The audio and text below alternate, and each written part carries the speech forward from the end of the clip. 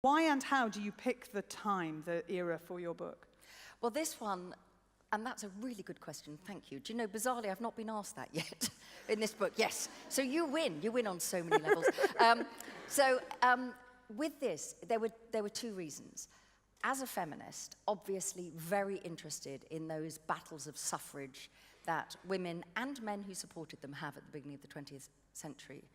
And what is really bizarre about 1912, which is when the novel is set, is that in somewhere like Fishbourne, which is the village outside of Chichester, all of those things are not even mentioned in the local newspaper.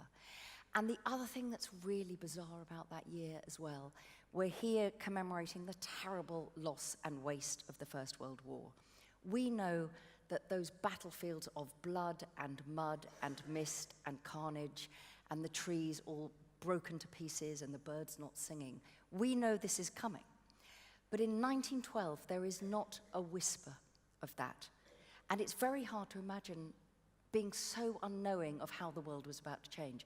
So for me, 1912 was this sense that it is a pivotal year for us, but for those people living then, it was the world as they knew it.